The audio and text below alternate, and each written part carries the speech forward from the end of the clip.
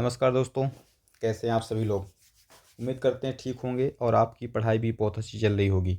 हम लोगों ने एक वीडियो सीरीज शुरू किया है जिसमें हम लोगों ने तय किया है कि हम एमपीपीएससी के जो पेपर फर्स्ट है, मेंस का जो पेपर फर्स्ट है, उसका जो पार्ट फर्स्ट है, जिसमें पार्ट ए है, जिसमें 5 यूनिटें दी हुई हैं, जिसका सिलेबस है इंडियन हिस्ट्री और एमपी हिस्ट्री। इन सारे यूनिटों को हम इसी वीडियो सीरीज के अंतर्गत कवर करेंगे।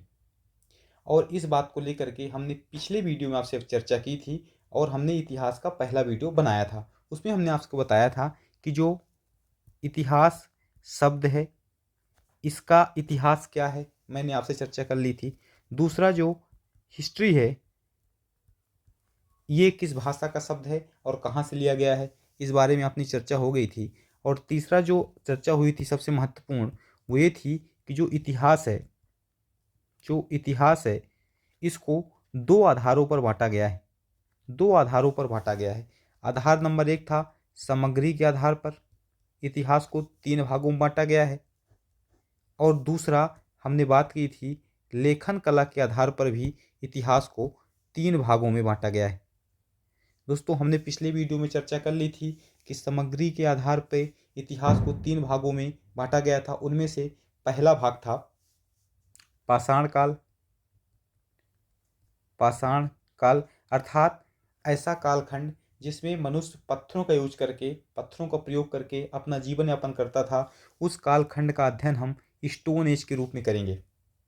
सामग्री के आधार पे दूसरा जो डिवीजन था वो कांस्य था, अर्थात ब्रोंज एज था। अर्थात जब मनुष्य पाषाण से आगे बढ़ के किसी धातु का प्रयोग करता रहा है और जब तक कांसे का उपयोग अपनी जीवन शैली में लाता रहा है, उस समय का इतिहास हम पढ़ेंगे और उसको अलग से नाम देंगे कांस्ययुगीन सभ्यता या कांस्य युग। तीसरा जो सामग्री के आधार पर विभाजन है वो है लौह युगीन इतिहास। अर्थात जब से मनुष्य ने लोहे का प्रयोग किया और उसके बाद का जो सारा इतिहास है, जब हम उसका अध्ययन करते हैं उसको लौह युगीन इतिहास के अंतर्गत अध्ययन करते हैं। दोस्तों, हमने अगली बात ये कर ली थी कि लेखन के आधार पर भी इतिहास को 3 भागों में बांटा गया है। पहला था प्री हिस्ट्री। प्री हिस्ट्री में क्या था कि इतिहास का वह कालखंड का अध्ययन हम करते हैं जिसपे मनुष्य लेखन कला का विकास नहीं कर पाया था, केवल उसका साक्ष्य हमें पुरातात्विक आधार पर ही मिलता है। उस कालखंड को हम कहते हैं प्री हिस्ट्री। और इसका टॉपिक था पाषाण काल, जिसको हमें आज शुरू करना है। दूसरा जो लेखन का विभाजन था वो था प्रोटो हिस्ट्री, अर्थात आद्य ऐतिहासिक काल।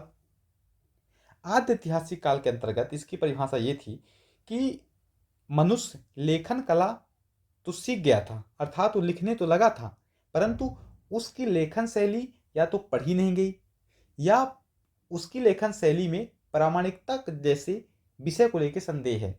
और इसमें हमने आपसे चर्चा की थी कि इसके अंतर्गत हम लोग 2 टॉपिक पढ़ेंगे। एक होगा हड़प्पा सभ्यता और दूसरा होगा वैदिक सभ्यता। दोस्तों, हम लोगों ने चर्चा कर ली थी कि तीसरा जो कालखंड है लेखन कला के आधार पे वो है हिस्ट्री।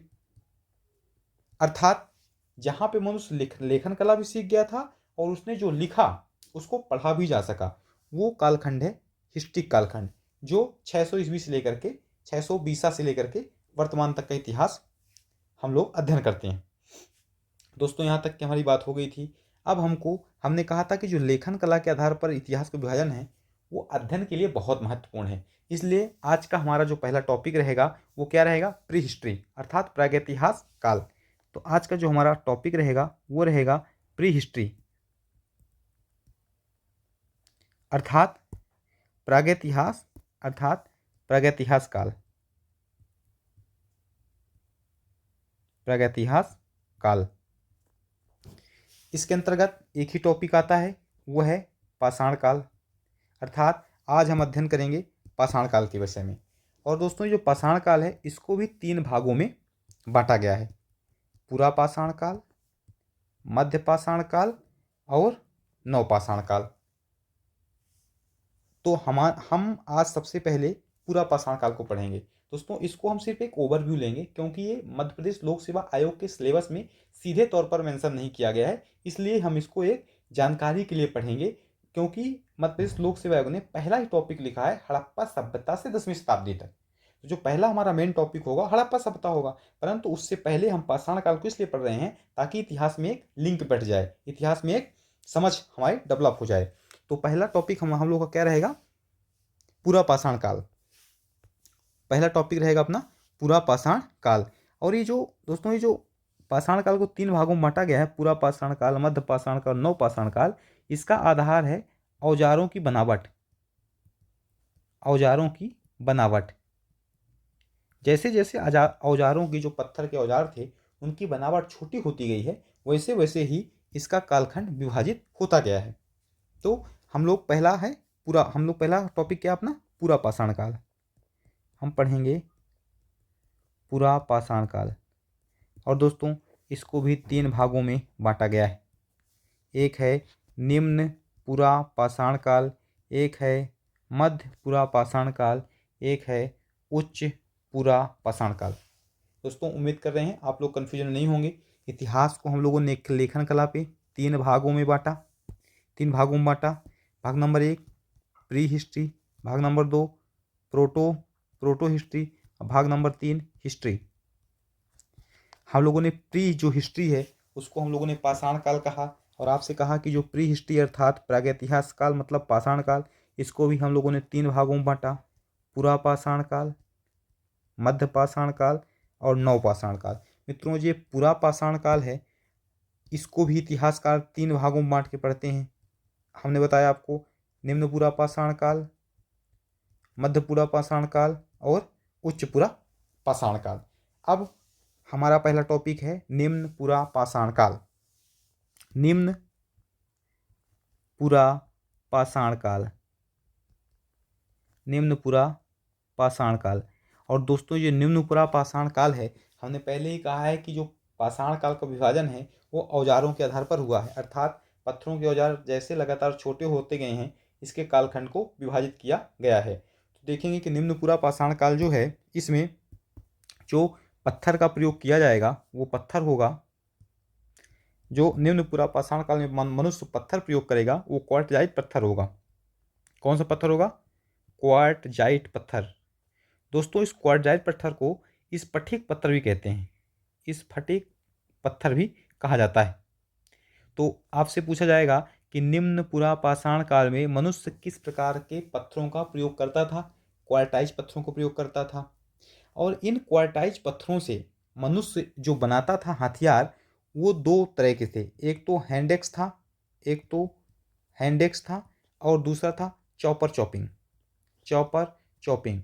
तो आपसे पूछा जाएगा कि हैंडेक्स और चॉपर चॉपिंग जो प्रकार के उपकरण थे वो किस काल से संबंधित हैं, निम्न पूरा पाषाण काल से संबंधित है। और इस समय जो मनुष्य था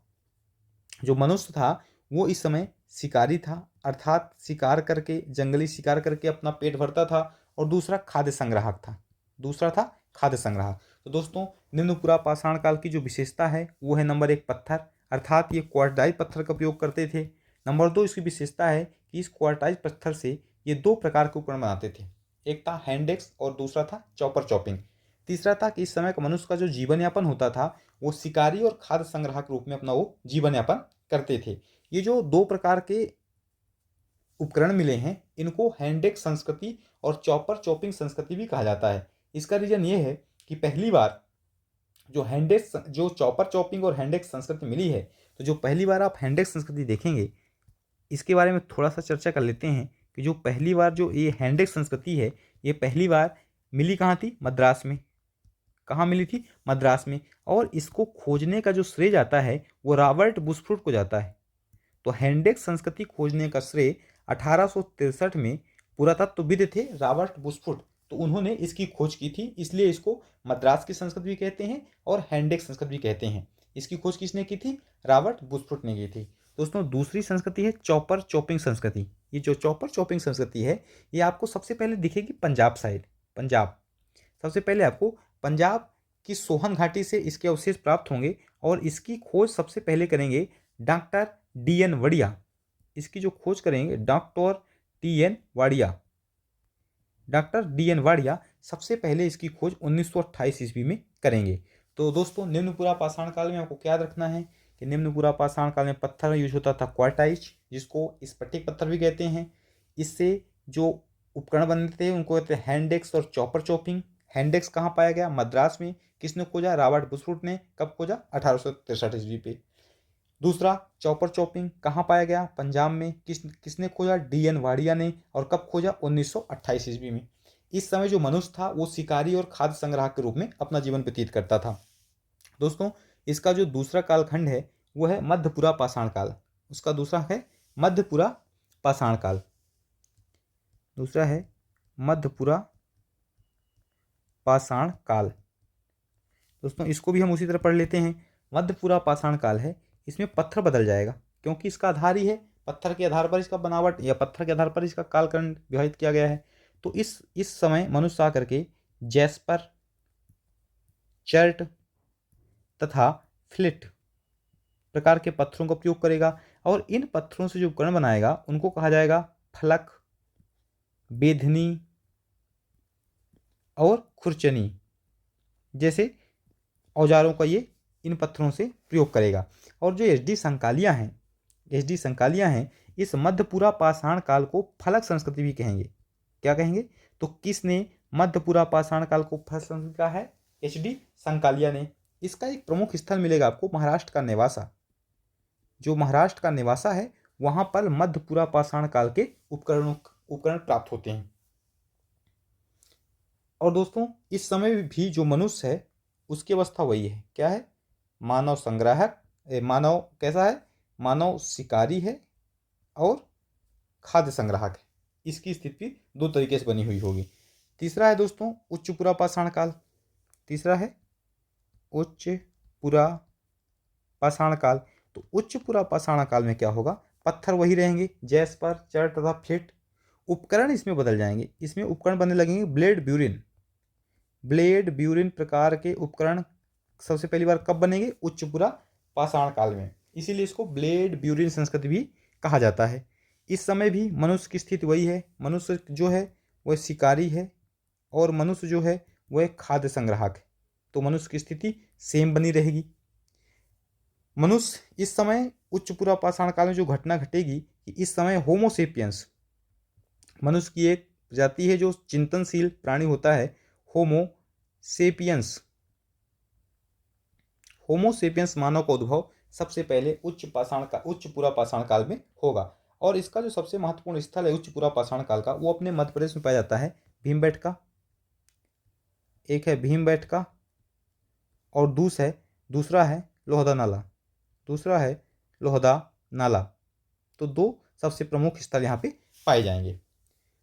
दोस्तों, जो भीमबेटका है आप जानते हैं इसकी खोज 1958 ईस्वी पर विष्णु श्री वाकड़कर द्वारा की जाएगी और पहली बार यहाँ पे मानव उपकरण पाए जाएंगे। मानव चित्रकारी का पहला साक्ष्य यहाँ पे मिलेगा। दोस्तों, जो पाषाण काल का दूसरा विभाजन है वो है मध्य पाषाण काल। जो ये मध्य पाषाण काल है इसको सबसे पहले जो खोजा था वो सीएल कार्लाइल ने खोजा था। उसको खोजा था सीएल कार्लाइन ने सबसे पहले मध्य पाषाण काल के स्थलों को खोजा था। और यहाँ पर भी आप देखेंगे, यहाँ पर भी वही जैस्पर, चर्ट तथा फ्लिंट पत्थरों का उपयोग होगा। और इस मध्य पाषाण काल को माइक्रोलिथ भी कहते हैं। माइक्रोलिथ का मतलब ये था कि इस समय पत्थर के उपकरण बहुत छोटे छोटे बनने लगे थे, इसलिए इसको माइक्रोलिथ भी कहा जाता है। इसकी मध्य पाषाण काल की सबसे बड़ी विशेषता होगी कि पहली बार पशुपालन का प्रारंभ कहाँ से मिलेगा आपको? पहली बार पशुपालन का प्रारंभ मध्य पाषाण काल में दिखेगा आपको। और इसके अपने दो साक्ष्य मिलेंगे। नंबर 1 मध्य प्रदेश से मिलेगा। मध्य प्रदेश का जो आदमगढ़ है, मध्य प्रदेश का आदमगढ़ में और राजस्थान के बागौर में, दो जगह सबसे पहली बार पशुपालन के साक्ष्य हमको देखने को मिलेंगे। कहाँ? मध्य प्रदेश के आदमगढ़ में और राजस्थान के बागौर में। दोस्तों, इसकी सबसे बड़ी उपलब्धि रहेगी कि इस समय अंत्येष्टि संस्कार प्रारंभ हो जाएगा। अंत्येष्टि संस्कार, और इसके भी दो प्रमाण मिलेंगे अपने को। एक मिलेगा महादाह और एक मिलेगा सराय नहर। तो महादाह और सराय नहर दो स्थल ऐसे हैं जहाँ पे अंत्येष्टि संस्कार के साक्ष्य मिलेंगे और ये दोनों स्थल कब के हैं? मध्य पाषाण काल के बताए जाते हैं। पहली बार मानव युद्ध का साक्ष्य भी महादाह और सराय नहर से प्राप्त होता है। ये भी कहाँ का स्थल है? मध्य पाषाण काल के स्थल हैं। दोस्तों, जो तीसरा और सबसे महत्वपूर्ण विभाजन है वो है नवपाषाण काल। नवपाषाण काल को नवपाषाण क्रांति भी कहते हैं, और जो इसकी खोज है सबसे पहले डॉक्टर प्राइमरोज ने की थी। नवपाषाण काल स्थल की पहली बार खोज डॉक्टर प्राइमरोज के द्वारा की गई थी, और इन्होंने 1842 ईस्वी में कर्नाटक में एक जगह है लिंग सुगर, इस स्थान को पहली बार खोज के इन्होंने नवपाषाण काल या नवपाषाण क्रांति की शुरुआत की थी। इसकी नवपाषाण काल की विशेषता ये थी कि पहली बार मनुष्य पहली बार क्या करेगा, कृषि की शुरुआत। दूसरी विशेषता है इसका साक्ष्य कहाँ मिलता है, लहुरा देव से।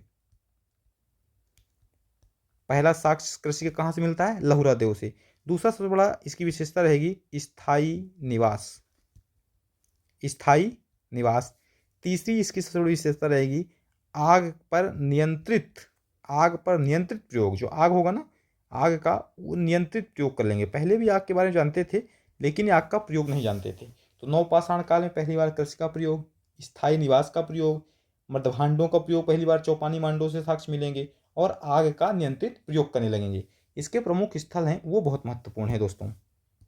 इसके जो प्रमुख स्थल मिलेंगे, एक तो मिलेगा बुर्ज होम, कश्मीर में बुर्ज होम और गुफा करल। यहाँ से गर्तावास के साक्ष्य और मानव के साथ कुत्तों को दफनाने का भी साक्ष्य मिलेगा। दूसरा इसका महत्वपूर्ण स्थल है चिरांद। या ये जो चिरांद है ये मिलेगा मित्रों आपको बिहार में यहाँ पे झोपड़ियों के साक्ष्य मिले हैं। इससे पता चलता है कि इस समय लोग स्थायी निवास करना शुरू कर दिए थे। दोस्तों, हमने इस टॉपिक को शॉर्ट में अर्थात एक समझ डेवलप करने के लिए आपसे चर्चा की। हमने आपको क्या क्या बताया, हम आपको फिर से चर्चा कर लेते हैं कि जो प्रागैतिहास काल है या पाषाण काल है, इसको 3 भागों में बांटा गया। पूरा पाषाण काल नंबर 1, नंबर 2 मध्य पाषाण काल, नंबर 3 नवपाषाण काल। इस पाषाण काल के विभाजन का आधार था औजारों की बनावट। इसके बाद हमने पहला टॉपिक उठाया पूरा पाषाण काल, और हमने आपको समझाया कि पूरा पाषाण काल को भी 3 भागों में बांटा गया है। निम्न पूरा पाषाण काल, मध्य पूरा पाषाण काल और उच्च पूरा पाषाण काल। हमने यहाँ पे बता दिया था कि इतिहास को 3 भागों में बांटा गया है, प्रागैतिहास काल, आद्य इतिहास काल और ऐतिहास काल। तो प्री हिस्टोरी को जो प्रागैतिहास काल है उसको 3 भागों में बांटा गया, पूरा पाषाण, मध्य पाषाण और नवपाषाण। इस पूरा पाषाण को भी 3 भागों में बांटा गया, निम्न पूरा पाषाण काल, मध्य पूरा पाषाण काल और उच्च पूरा पाषाण काल। हमने कहा कि इनको बांटने का आधार क्या था, औजारों की बनावट। इसलिए निम्न पूरा पाषाण काल में किस प्रकार का पत्थर का प्रयोग होता था, मनुष्य क्वार्टाइज पत्थर का प्रयोग करता था, जिसको स्फटिक पत्थर भी कहते हैं। इस समय मनुष्य शिकारी और खाद्य संग्राहक की जिंदगी जीता था, और इस समय वो बनाता था औजार हैंडेक्स और चॉपर चॉपिंग। इसकी जानकारी कहाँ से मिलती है, हैंडेक्स की, मद्रास से, इसलिए इसको मद्रास संस्कृति भी कहते हैं। इसकी खोज किसने की थी, रॉबर्ट बुशफूट ने 1863 ईस्वी पे। दोस्तों, हमने कहा कि जो चॉपर चॉपिंग है ये संस्कृति पंजाब में पहली बार मिलती है। इसकी खोज डॉक्टर डी एन वाडिया करते हैं, कब, 1928 ईस्वी में। इतनी बातें आपको याद रखनी है। फिर हमने बात की कि जो मध्य पूरा पाषाण काल है इसमें पत्थर हो जाएगा जैस्पर, चर्ट, फ्लिट।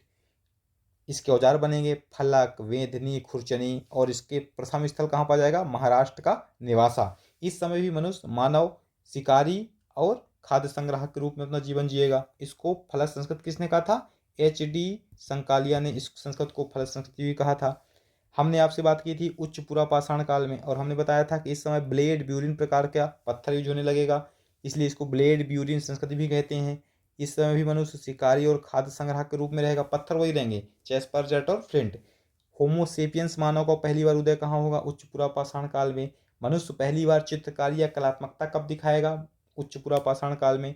इसका प्रमुख स्थल कौन सा है, लोहदा नाला और भीमबेटका। उसके बाद हमने चर्चा की कि एक है मध्य पाषाण काल। इसकी खोज पहली बार CL कार्लाइन ने की थी, और इसको माइक्रोलिथ भी कहते हैं। क्यों, क्योंकि इस समय औजार और छोटे बनने लगे थे। पहली बार पशुपालन का साक्ष्य मध्य पाषाण काल में। पहली बार अंत्येष्टि संस्कार के साक्ष्य मध्य प्रदेश के महादहा सराय नहर से। पहली बार युद्ध के साक्ष्य मध्य पाषाण काल से मिलेंगे आपको। ये तो 3 पॉइंट आपको याद रखने हैं। तीसरा सबसे महत्वपूर्ण है नवपाषाण काल। पहली बार कृषि के साक्ष्य नवपाषाण काल। पहली बार स्थायी निवास के साक्ष्य नवपाषाण काल। आग पर मनुष्य ने नियंत्रित प्रयोग सीखा, नवपाषाण काल। इसके कुछ स्थल हैं जैसे बुर्ज होम है, चिरांद है और चिरांद है। उसके बाद कोल्डी हवा है, संगन कल्लू है, कई सारे इसके महत्वपूर्ण स्थान हैं जो आपको याद रखने हैं।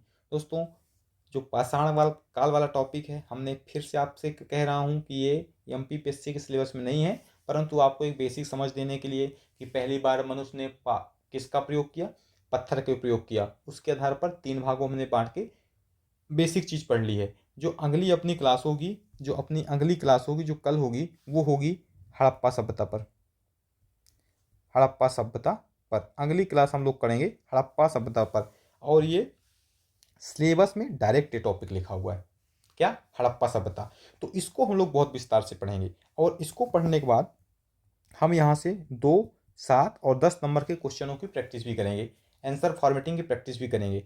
तो मित्रों, जो कल से क्लास होने वाली है वो सबसे महत्वपूर्ण क्लास होगी, क्योंकि कल से हम सीधे सिलेबस में पहुँच जाएंगे, हड़प्पा सभ्यता में। और हड़प्पा सभ्यता को हम लोग बहुत विस्तार से पढ़ेंगे, इसकी नोट्स बनाएंगे और बाद में क्वेश्चन की प्रैक्टिस करेंगे। तब तक के लिए जय हिंद, जय भारत, धन्यवाद।